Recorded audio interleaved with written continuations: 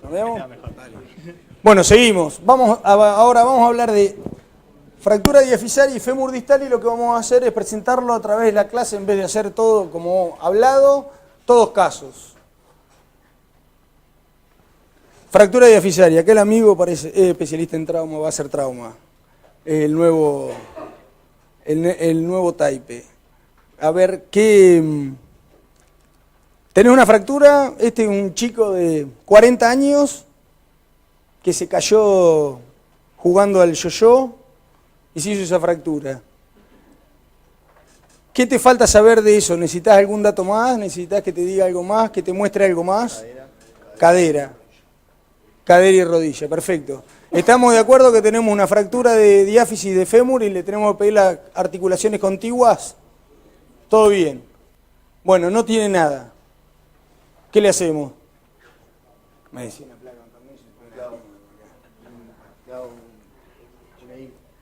un clavo. Bien. ¿Alguno le diría otra cosa a una fractura transversa de diáfisis? No vamos a discutir eso, ¿no? Le hicimos un clavo. ¿Te gusta la reducción? Paso. Va a pegar. No es mío. Va a pegar. ¿Va a pegar? Sí. ¿Te gusta la reducción? No. ¿No? Toma. Cagaste. ¿Por qué no te gusta la reducción y cómo lo hubiese mejorado? Calculo que con una mesa de tracción. Teníamos una mesa de tracción. Ah. Bueno. Y estaba el mango. Sí, capaz Podés decir lo que quieras, no importa. un clavo más ancho, no sé, Clavo más el ancho. fresado. No, era el más ancho que tenía. No sé. Entonces les quedó bien. ¿Está? ¿Algo, señorita? No, lo que no veo bien es quedó un poco rotado. Por ahí no veo bien en la imagen. Un horrible perfil. Ah, está bien, no. Está perfectamente rotado, ese no tiene problema. ¿Qué debería haber hecho el residente que está allá adelante, que puso mal el clavo, que le quedó? ¿Podemos decir que está varo? ¿Está varo? Está varo y está flexo. Mirá, cada vez más errores le van buscando. El ingreso creo que no lo veo muy bien, pero me parece que está anterior también. Eso también. Y el ingreso, sí, ese te lo debo.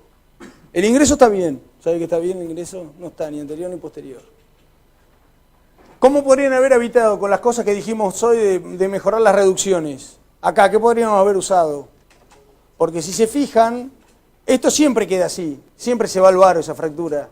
Entonces lo que tenemos que hacer es, con un push o con algo, empujar de acá y evitar esto, evitar el fresado de esta parte.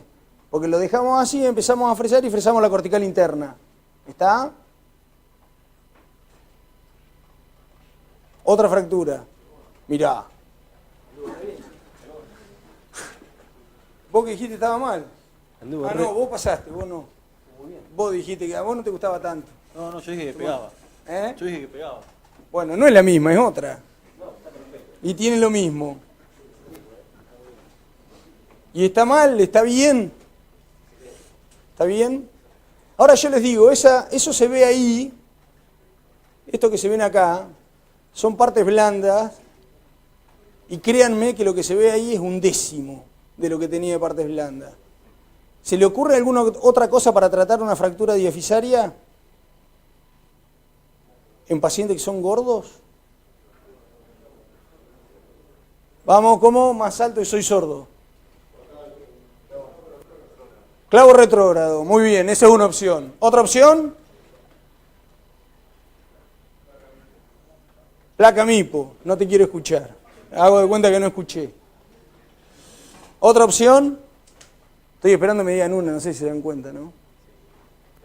Clavo que entra por el trocánter. ¿Otra opción? Clavo que entre por trocánter. Ahí está, un clavo que entra por trocánter, muy bien. Esas son las opciones sobre todo para obesos. Entonces, gol estándar, fractura diafisaria, ¿qué vamos a usar? Clavo, estamos todos de acuerdo. ¿Está? Salvo algunos casos puntuales donde tendremos que usar otras cosas, que haya implantes y demás, el gol estándar es el clavo endomedular. ¿Retrógrado o anterógrado? ¿Hay uno que es mejor? Si se colocan bien hoy día, no. ¿Está? Uno puede ser más fácil, puede ser más difícil, uno puede estar más canchero con uno.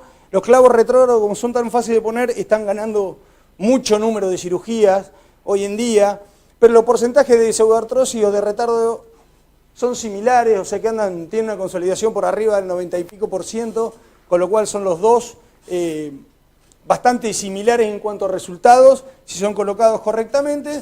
Obviamente uno puede tener algún problema en la cadera, otro puede tener un problema en la rodilla, y de ahí variará cada uno en lo que le gusta hacer o lo que mejor sabe hacer. Clavo anterógrado, punto de entrada. ¿Qué pasa si nosotros entramos acá atrás? ¿Estamos de acuerdo? Este está muy atrás, este está relativamente bien o no. Este está muy adelante y este está ahí. ¿Qué pasa cuando entramos acá? Posterior. Pará, ya llego a vos. No es ese. Otro. ¿Qué pasa? Pérdida de fijación proximal. Recuerden que tiene una anteversión el fémur. Entonces, si usted lo pone de atrás, lo que seguramente quiera pasar es que el clavo, acá, rompa esto. ¿Está? Pérdida de fijación proximal. Muy anterior. ¿Qué puede pasar? Exacto, fractura subtrocantérica. Muy medial. Vamos, ahora decirlo. Ahora decirlo, dale. Lesión vascular, perfecto. Muy anterior, podemos aumentar el estrés del cuello, generar una fractura en el cuello, cosa que sería raro, tener mucha mala suerte, pero sí podemos generar una lesión vascular, ¿está? Una cosa que nosotros vemos y nos pasa muchas veces es que estamos en el frente y están colocando, porque ustedes tienen impunidad y van colocando las cosas como no importa, que no es un cadáver lab, y ustedes lo van colocando, y vos ves que de la cabeza hasta el cuello van raspando todo con la punta iniciadora hasta llegar a la punta del trocánter. No hagan eso, hay vasos ahí adentro y la persona que están operando está viva. Entonces traten de evitar todo eso, ir directamente a la puntita y no hacer todo el recorrido desde acá, hasta llegar a la punta del trocánter o a la fosita. Tengan cuidado en eso, porque eso es en todo el mundo, lo hace. Está en el lugar correcto, tratemos de encontrar el lugar correcto. El lugar correcto tenemos que tener una buena visualización tanto en el frente como en el perfil, ¿está? Eso tiene que estar, tiene que ser bastante claro. Otra opción, ahora están empezando a ponerse cada vez de moda los clavos para fractura diafisaria que tienen la punta de entrada en el trocánter. ¿Cuál es la ventaja que ofrecen? Mucho más fácil de poner. Esa es la principal ventaja. Eso tiene menor radiación, ¿está? Y menor tiempo quirúrgico. Eso no los tiene que hacer decidir un implante, pero lo pueden probar o no si les resulta más fácil. Sobre todo para pacientes obesos. Esa sería su mayor indicación. Otra cosa, no sabemos si, porque queremos tratar de unificar criterios, entonces, fresado o no fresado, fémur, fresado, siempre, ¿está? Casos puntuales donde no nos dejan fresar es una cosa, pero la idea nuestra tiene que ser fresar siempre. ¿Por qué? Porque al fresar, ¿qué nos permite?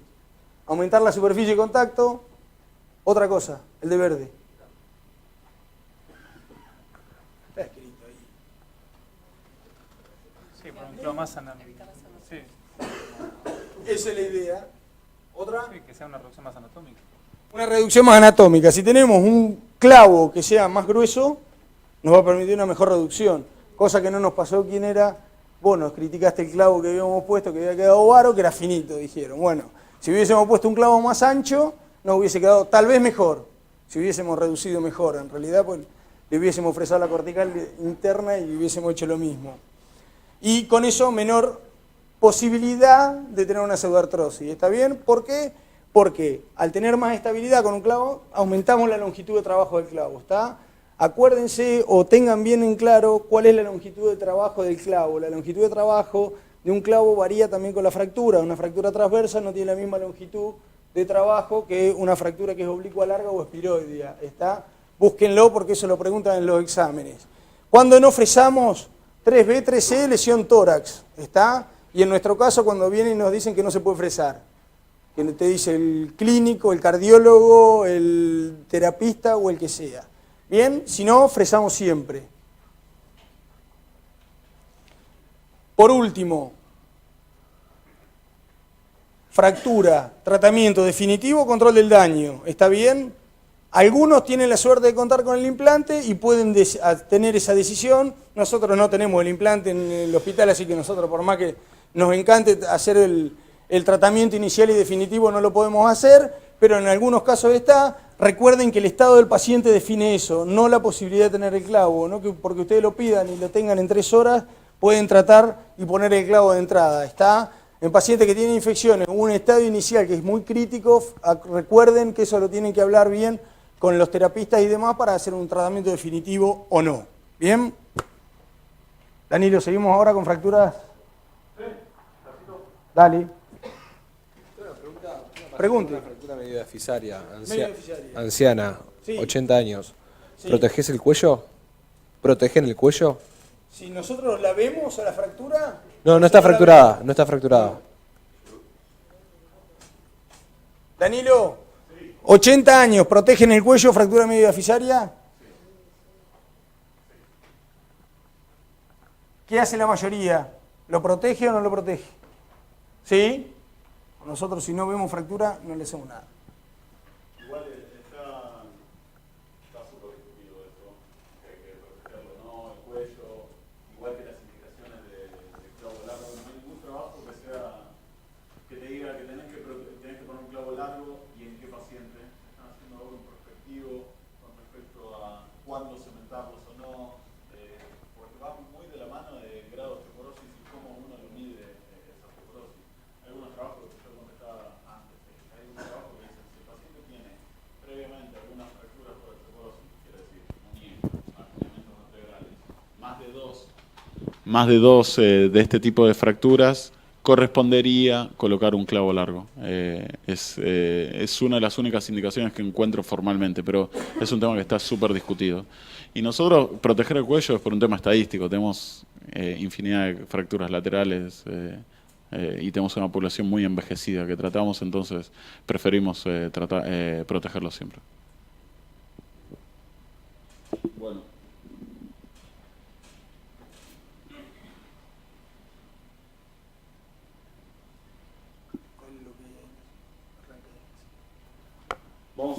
Vamos a ver un par de casos.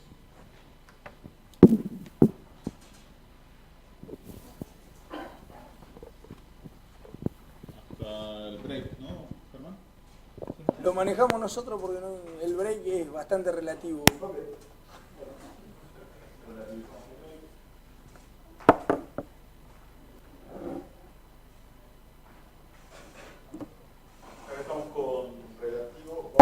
Vamos a ver ejemplos de estabilidad absoluta y relativa. Entonces tenemos este paciente, 27 años, politraumatismo, laceración plénica, ingresa a las 11 de la noche, 23 horas, con esta lesión. Aparte, lo único que tenía era una laceración esplénica. Aparte de esto, ¿no? Claramente. ¿Qué hacemos?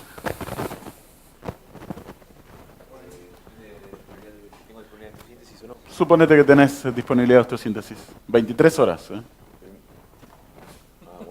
No, yo te aviso porque eran las 11 de la noche.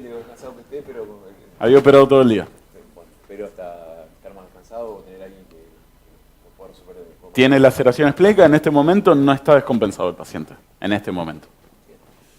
Esperaría el mejor momento y cuando tengo el mejor momento. Si vos crees que es un buen momento en ese momento, ¿le harías algo? Sí, al micrófono, por favor. Si está estable clínicamente. Está estable, sí, está súper estable. ¿Sí? ¿Sí? ¿Qué le harías? Y pensaría en colocarle un clavo endomedular. Un clavo. Me fijaría ahí a nivel base y cervical si no tiene un trazo. Ajá. Y pensaría en fijarlo. Perfecto. Muy bien. Entonces, acá, ¿qué tipo de fractura le ves a proximal? Perdóname. Tengo una tomografía. Ahí está. Y parece bastante vertical. La que hicieron el Powell 3. Perfecto. Una Powell 3 parecería. entonces con una fractura diafisaria. Entonces él está a favor de colocarle un clavo endomodular, único implante para la solución de esta fractura. ¿A uno le realizaría otra cosa? Céfalo-medular. Perfecto. Un céfalo-medular. ¿Alguno utilizaría otro implante?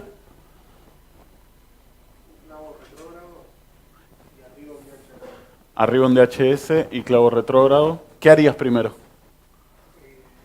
Arriba. Perfecto. ¿Por qué irías arriba primero? ¿Le pasas esto? Porque creo que estamos transmitiendo y necesitamos... Hay que proteger, ¿no?, la fractura más inestable o por lo menos la fractura más delicada, que sería la fractura del cuello, Muy bien. estabilizando para que después poder hacer las maniobras sin problema al reducir la Perfecto. diafisaria. Excelente. Muy bien. Entonces, él va con un solo implante cefalomedular, él va con 2 implantes. ¿Alguno le haría otra cosa? Espera. Dale. Si no tengo ningún... Yo iría con un clavo lateral, un PFN largo. Un clavo de ingreso lateral, Sí. cefalomedular. Sí. Ajá. Si no tengo nada y lo que tengo, que a veces pasa a tener solamente un clavo, un rígido Sí. de ingreso medial y tornillos canulados, se puede hacer técnica misa nail arriba. Perfecto, muy bien. Entonces, un clavo recto, un clavo de ingreso lateral, un clavo recto en caso que no tuvieses otro, 2 implantes. ¿Cuál es la diferencia entre todo esto?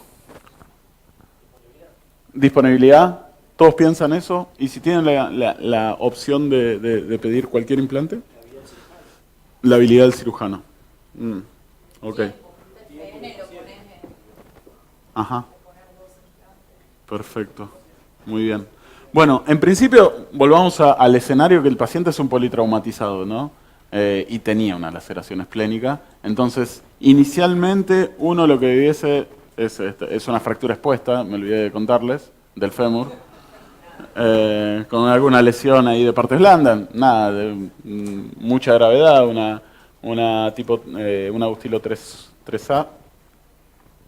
Entonces, lo que me gustaría que se lleven con este caso es, hay que, como ustedes bien dicen, hay que colocar lo que ustedes tienen en disponibilidad, lo que ustedes también saben manejar, pero también se tiene que llevar un concepto.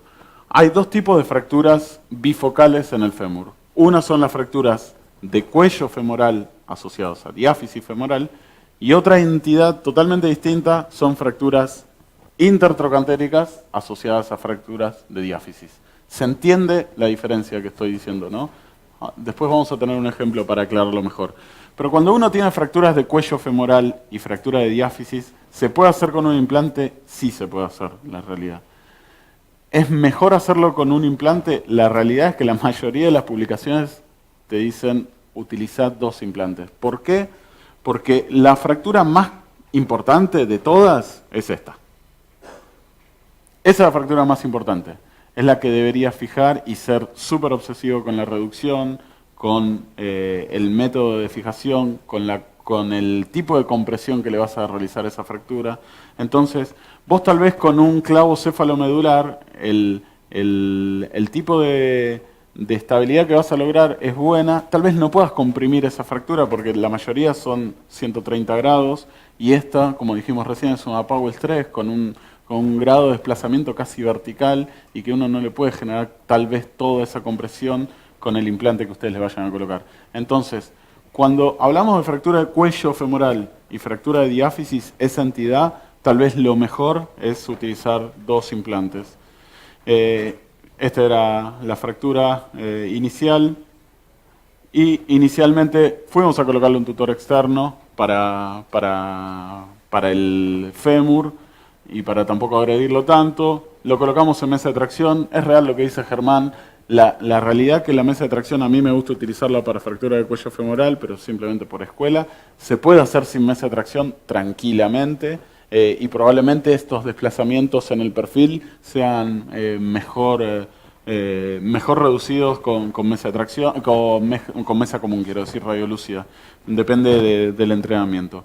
Esta es la reducción, colocamos el tornillo ese de Powell, acuérdense, colocamos los tornillos, en este caso canulados, y una vez que obtuvimos eso, montamos el tutor externo para la fractura expuesta, que se había expuesto ahí por la cara anterior. Esa era la reducción que habíamos obtenido radiológicamente de eso. Eso es con el tutor externo, porque el truco de que entró a las 23 horas y que la realidad lo hice a la madrugada porque el paciente estaba con esas laceraciones clínicas, al otro día era intocable, estaba plaquetopénico y la realidad que prefería dejarle la cadera fija. Y estaba ahí. Si tendría que haber ido, creo que no lo hubiese hecho. Pero bueno, no importa. Y bueno, cuando el paciente ya estaba en mejores condiciones, se termina realizando un clavo retrógrado, ¿sí?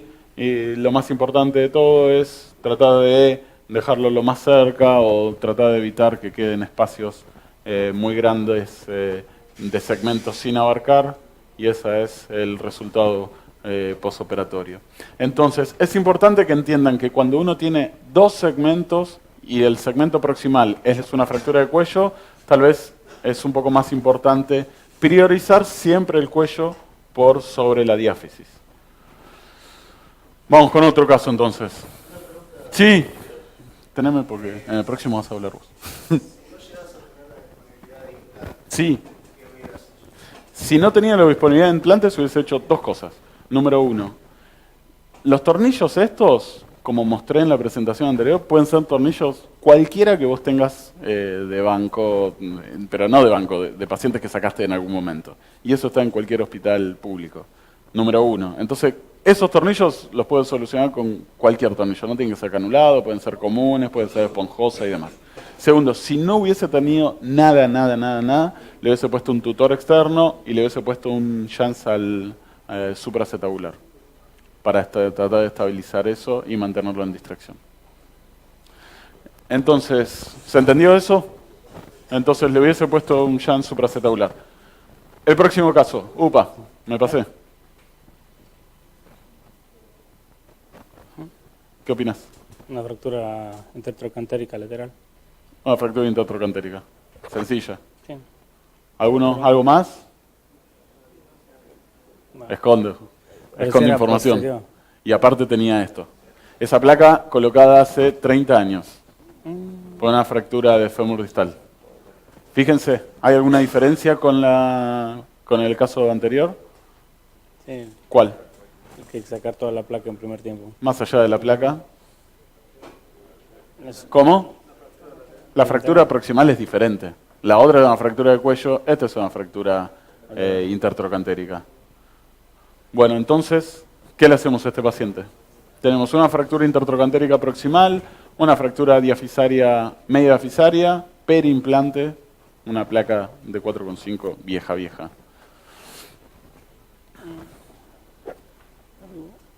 No alcanza el PFN. Un PFN podría entrar. Un PFN. Bueno. Largo. Muy bien. ¿Alguno le haría otra cosa que no sea un clavo cefalomedular largo? Bueno, esta es una opción. Este caso uno lo podría tranquilamente tratar con un clavo cérvico-diafisario largo. Señorita. Entonces, supongamos, lo colocamos en mesa de tracción al paciente. ¿Sí? Intentamos sacar esos tornillos que no salían. Fíjense que esa es una fuerza y presión tratando de sacar algunos tornillos. Y son los pocos que pude sacar. Y esa es la reducción que obtuve en mesa de tracción. Entonces, ¿qué te parece? ¿Está bien? ¿Está mal? ¿Está sobredistraído? ¿Qué pasa cuando uno tiene fracturas bifocales y lo colocas en mesa de tracción? ¿Cómo? Que no. No escuché. Controlas de a una por vez. Excelente. Entonces, generalmente lo que sucede es que le das tracción a una y la otra no se distrae, se distrae una y la otra no, y viceversa. En este caso tenemos una reducción que parecería adecuada del fémur proximal. Entonces, ¿cómo hacemos si queremos poner un clavo anterógrado para no perder alguna de las tracciones? Clavijas en un segmento que tenés que ingresar. Se puede poner un poquito más posterior, no es mala opción. ¿Qué más? Una placa de tercio tubo en el fémur, en la fractura diafisaria, me imagino. Pero recién estamos hablando que apenas tenemos un clavo cefalomedular.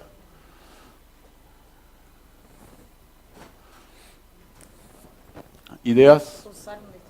usar un distractor femoral. Pero apenas tenemos un clavo. Un clavo. No tenemos un distractor femoral. Excelente. Un tutor, más sencillo todavía. Entonces se puede colocar un tutor externo transitorio.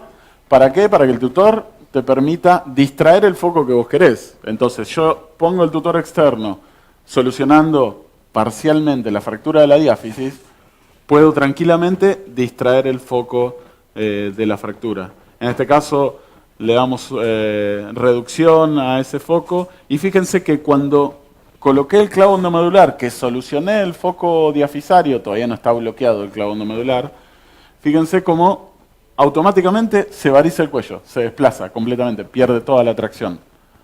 Y ahí es cuando le coloqué el tutor externo, porque no podía de ninguna manera transmitirle tracción al fémur proximal. Le abría, como decía Germán, le daba y no se abría nada. Se abría el foco de fractura, medio diafisario, pero no esto. Y fíjense que una vez que le coloqué el tutor externo, ahí está, pude reducir la fractura del segmento proximal, ¿sí? Y esa es la solución en el tema, la solución en el tiempo, quiero decir. Y fíjense que está bloqueado ahí a distal y terminó consolidando en buena evolución. No pude. No me iba a poner a sacar toda esa placa y saqué los tornillos que me molestaban. Y algunos directamente se me redondeaban y demás y dije, bueno, el clavo hará lo demás y lo pasará. Bueno, otro caso. No hablamos de subtroc todavía, pero bueno, vamos a introducir algunos conceptos de que Germán también dijo. ¿Qué opinan de esa fractura? Parece que nos está viendo, ¿no? La diáfisis de fémur. ¿Parece segmentaria? No, es una fractura. ¿Está rotada? Perfecto, está en flexión. Parece que el rayo está entrando así, a través del caracú del hueso. Lo enhebró, sí. Y este es el perfil. Muy bien. ¿Fractura fácil o difícil de reducir? Facilísima. ¿Cerrado o abierto? Qué bueno eso. ¿Abierto? No está expuesta. No. Esta no esconde, Nah. Mira, acá queda 1 milímetro de partes blandas que le está protegiendo. Bueno, entonces, ¿mesa de tracción o mesa de madera? ¿Qué hacen? ¿Cómo? Mesa de tracción, perfecto. ¿Qué implante utilizarían en este paciente? ¿Céfalo-medular o clavo recto? ¿Quién levanta la mano? ¿Quién utilizaría el céfalo-medular? Levanta la mano. ¿Quién utilizaría el clavo recto?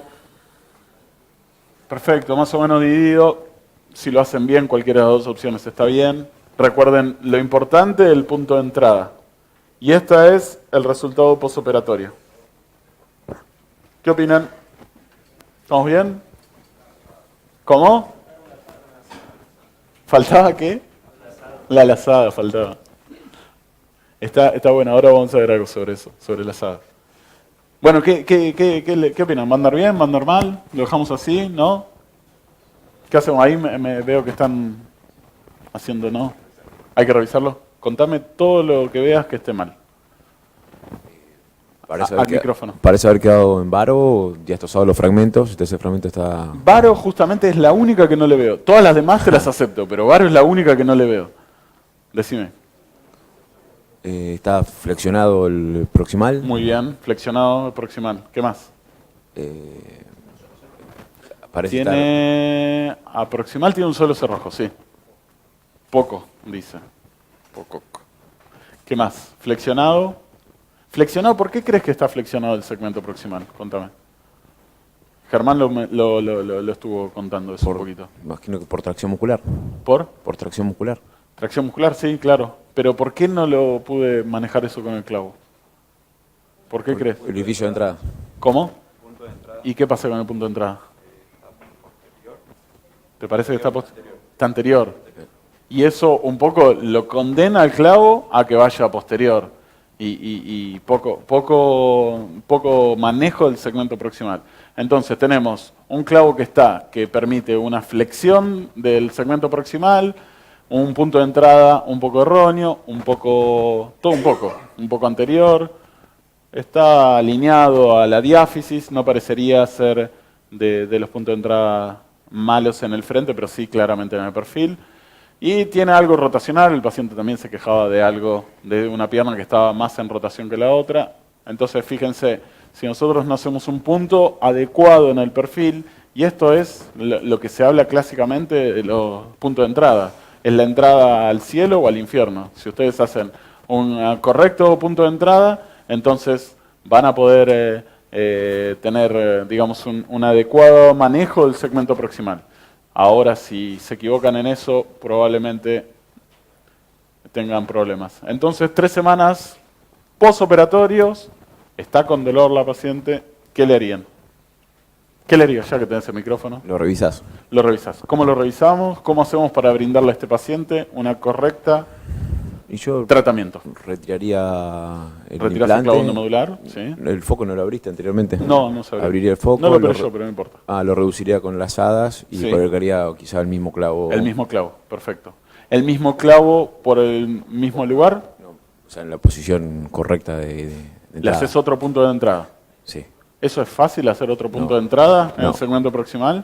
No. Trucos para hacer nuevo punto de entrada, entonces. ¿Quién se le ocurre alguno? En cualquier lado. Este truco le sirve para la vida. Rellenarlo y ¿Con qué lo rellenás? con peroné. Perfecto, excelente. Entonces, agarrás un peroné, le sacás 3 centímetros de un hueso que está al pedo diafisariamente. Perdón la gente que hace pitobillo. Pero diafisariamente está al pedo, entonces vas ahí con cuidado para no lesionar el CPE y que no te quede con una lesión. Y se lo metés ahí en donde entró ese clavo. Y se lo podés fijar, no tengo acá un caso, pero hace poquito le hice. Se lo fijas ahí y lo fijas tal vez con un tornillo para que no se te mueva. Y después vas con un punto de entrada adecuado, porque habitualmente lo que uno dice, bueno, voy a hacerle un nuevo punto de entrada, saqué el clavo hueso de, no sé, 80, 70, no importa la calidad de hueso, haces el nuevo punto de entrada en una zona correcta y se terminan uniendo los dos. Se unifica todo el punto de entrada y te queda un punto de entrada enorme. Entonces, para evitar eso, puedes usar un peroné. Otra opción es, sacás este clavo, si tenés otro clavo o cualquier cosa cilíndrica, se la dejás en ese punto de entrada y te garantizás hacer otro punto de entrada con algo colocado en esa zona. ¿Se entiende lo que digo? Pero eso es el rerouting que se llama o nueva disposición del nuevo punto de entrada. Sí. Uno más grande si podés. No sé, decime vos, lo tienen que reparar ustedes. Creo que poner un poquito más grande. ¿Uno más grueso le pondrías? No por el tamaño, sino por el que saque, digamos, el hecho de sacarle, eso pregunto. ¿Le sacaste uno de 12, le ponías uno de 12 de nuevo? Sí, si la reducción es correcta. Bien. ¿Y cómo manejarías? ¿Perdón? El Istmo no da para más tampoco. El Istmo no parecería que dé para más, pero fíjense, ustedes, ¿le manejarían de alguna otra manera esta flexión? ¿Solamente con el punto de entrada va a andar bien? La asada alambre dijeron, ¿cómo? Con un polar. ¿Dónde pondrías el polar? Acá está tu puntero y donde vos pongas el ojo pondrás el polar. Por favor, no me toques otra. No, arriba. Siempre hacen lo mismo y me cagan el chiste. Muy bien. Un polar ahí. Perfecto. Excelente. Entonces, lo que él dice es, si yo pongo un tornillo poste acá, cuando pase el clavo, va a tender a deflexionar ese segmento. Otra opción es ponerle un polar acá para que el clavo no vaya justamente por el punto de entrada viejo en el perfil. Eso... Sí. Pero tenés que ir a sacarle peroné y demás. No es el caso, por eso te estoy diciendo. Pero está bien, está perfecto. El peroné claramente te sirve de poste y de ocupación de espacio del nuevo segmento. Y otra cosa es la rotación. Y esto es muy importante para todas las fracturas diafisarias. Es muy sencillo cuando uno tiene una fractura simple, esto quiere decir transversa, oblicua, espiroidea, donde vos sabés que lo rotás y la reducción te queda bien, y esa rotación es muy difícil que esté mal. Ahora, cuando tenés una fractura conminuta o que no hay apoyo de corticales, ¿cómo haces para darte cuenta si la fractura está bien rotada o no, si le vas a dejar el miembro en rotación externa, que es de lo que más se quejan los pacientes cuando lo operás por fracturas subtrocantéricas o fracturas diafisarias? Bueno, una opción es esta. Fíjense, tienen una rodilla, un frente de rodilla con la rótula del cenit en el centro y me fijo cómo se dispone esa cadera. Y los reparos que tenés que chequear es cómo se expone el trocánter menor, cómo se expone el trocánter mayor, ¿sí? Entonces yo ya sé cuál es la rotación normal de la no fracturada, ¿ok? Entonces vas al otro lado y decís, bueno, ok, tengo la rótula del cenit, se expone más el trocánter menor, se expone menos, no sé qué. Eso lo podés constatar radiológicamente o radioscópicamente intraoperatorio para no generarle una alteración en ese eje. Entonces, básicamente, eso fue lo que se hizo. Fíjense que se intenta hacer un nuevo punto de entrada. Pasaba exactamente eso. No se quería usar un polar screw, una lazada de alambre. Entonces, básicamente, lo que hicimos fue lo que dijo el doctor, ponerle, fíjense, una clavija que está haciendo de poste inferior para tratar de corregir ese segmento. Entonces, cuando entra el clavo y un nuevo poste ahí en esa zona. Cuando entra el clavo, junto con el clamp de puntas, entra el clavo con los dos tornillos postes más el clamp, utilizando la reducción, fíjense el tornillo poste aquí, el otro tornillo poste acá, reduce la fractura y pasamos de eso a algo un poquito más aceptable. Y esa es la evolución en el tiempo.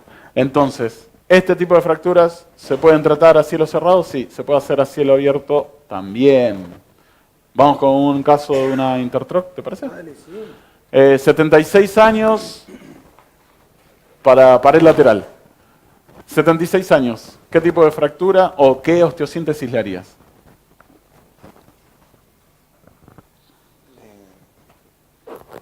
Es una fractura inestable, lateral inestable. Sí. Yo utilizaría un clavo cérvico diafisario también. Clavo cérvico diafisario, perfecto. Creo que no teníamos disponible eso. Decime. Clavo cérvico diafisario a todo. Bueno, no teníamos clavo cérvico diafisario, así que creo que habíamos utilizado todos los implantes. Decidimos ir por un DHS. Cuando alguno colocó DHS en fracturas inestables, dígame que sí. Usted seguro que sí. Claro que sí. Sí. Entonces, ¿qué es lo que pasa? Empezás a entrar y para mí el signo patognomónico de que todo va a estar mal es esto, el signo de la casita. Se hace el techito de la casita acá que se transforma en lo que sería una A3, se rompe la cortical lateral y eso es, ok, acá hay un problema severo. Me hice el canchero, le quise poner el DHS a esta fractura y claramente le estoy generando un perjuicio porque esto es como si fuese una fractura A3 y la A3 es, por lo que me dijeron ustedes en la clase anterior, es indicación absoluta de colocarle un clavo endomedular, un clavo corto. ¿Qué opciones entonces tenemos? Solamente tenemos DHS. Ya está, ya la cagada no la mandamos. Elegimos, acompañame en esta. Acompañame, ¿qué le hacemos?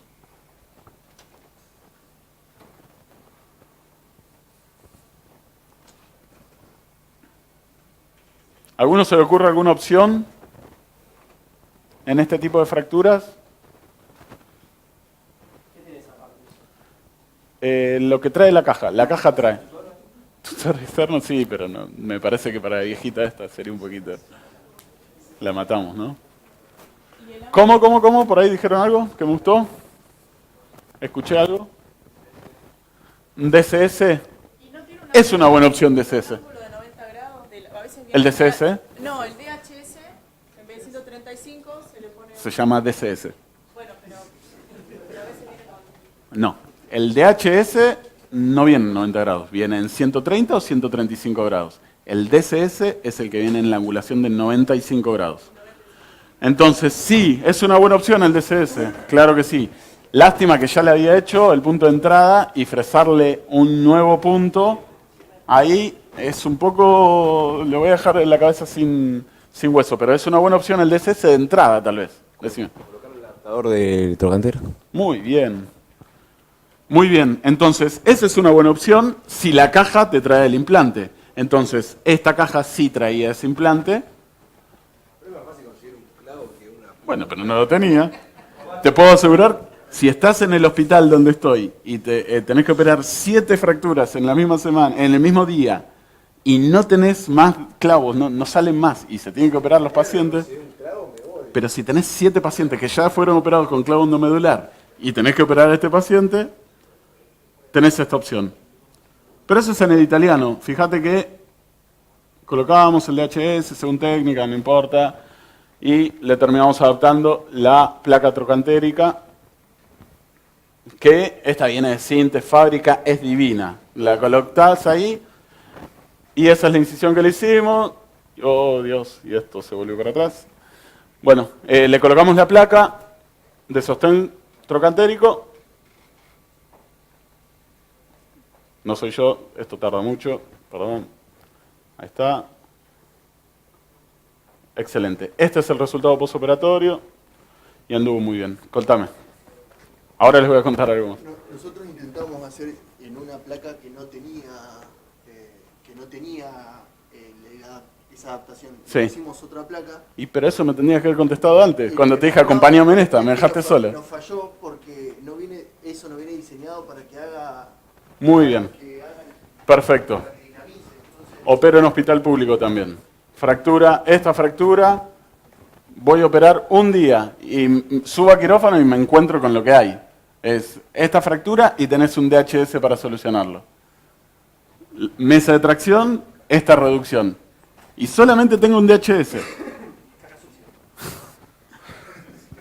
La casita mala es esta, la casita mala que patognomónico de todo va a andar mal. Entonces, insisto, DHS, placa de tibia proximal de 4,5, adaptada como si fuera una mochila trocantérica, y esta es la evolución en el tiempo. Esa es la reducción, esa es la evolución en el tiempo, consolidado. Esto quiere decir, ¿se puede utilizar fractura DHS para fracturas de este tipo, tipo A3? Sí, se puede usar. Tenés que tener la mochila trocantérica, es un poco más económico, es un poco más engorroso, pero es un recurso que ustedes pueden tener en caso de que se les complique el DHS. La mayoría de ustedes va a utilizar un clavo endomedular probablemente. Eso es suerte. ¿Ah, sí? ¿Por qué? No, el problema es que el tornillo va a intentar salir por un orificio acá que la placa original la tiene y esta no la tiene.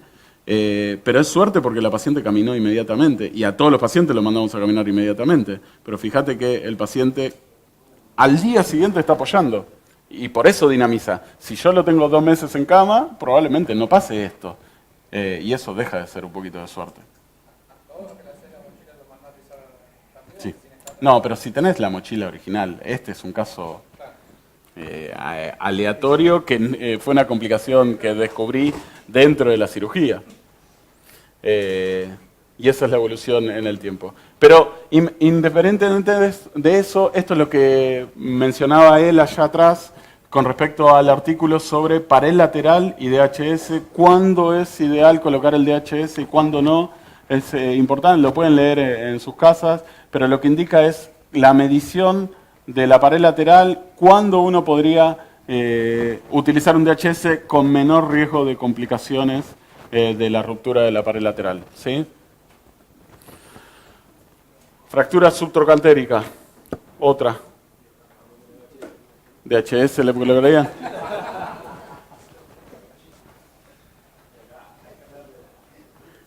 ¿Clavo corto o largo? Largo, perfecto. ¿Lazada? ¿Se puede probar? Decís. Muy bien. Fíjense, vamos a hacer un poco, ya hablamos de esto. ¿Cómo se reduce esto? Mesa de tracción. ¿Cómo se puede reducir cerrado y cómo se puede reducir abierto? Clamp de puntas. Segundo clamp de puntas, porque a veces estos trazos son un poco largos. Fíjense que la incisión es la misma donde vamos a colocar la lámina de la cabeza. ¿Sí? Punto de entrada, clavo endomedular, bloqueo de la cabeza, bloqueo abajo. No hay mucha ciencia en esto, pero fíjense cómo uno puede hacer todo esto con una incisión mínimamente invasiva. Esa es como lo redujimos. ¿Sí? Y esa es la incisión proximal y la del foco de la fractura, que es el mismo por donde entra la lámina. ¿Sí? Ahora, Siempre se puede hacer así, la verdad que a mí me gusta hacerlo así, pero ¿hay alguna diferencia con hacerlo de esta manera? 72 años, fractura subtrocantérica también, lazada de alambre. Entonces uno puede ir a buscarlo esto en la bibliografía. Y lamentablemente hay trabajos que avalan el uso de lazada de alambre y hay trabajos que avalan el uso de reducción cerrada. Y los que hablan de reducción con lazada de alambre, como decía Germán antes, es un estudio anatómico con respecto a cómo van los vasos periósticos que son circulares de manera descendente. Entonces, antes había una creencia que los vasos eran longitudinales, entonces cuando uno colocaba la lazada de alambre, mataba toda la circulación perióstica de todo ese hueso. En realidad lo que descubrieron con el trabajo es que es circular circunferencial. Entonces ustedes colocan la lazada de alambre aproximal y pueden estar dañando la circulación 2 centímetros alrededor de ese alambre, pero no es que esté dañando la vascularización completa perióstica de todo el segmento femoral. Entonces esos son los trabajos con respecto a si reducción abierta o cerrada de este tipo de fracturas, ¿sí? Pero claramente lo que concluye el trabajo es que ustedes tienen que hacer una reducción adecuada, independientemente, con lazada de alambre, sin lazada de alambre. Entonces, lo más importante no es si le van a poner lazado o no le van a poner lazada, es cómo lo van a reducir. Reduzcan la fractura, de manera abierta, de manera cerrada o como ustedes quieran, ¿sí? ¿Qué hago? Fémur distal. Fémur distal, tengo que ir allá.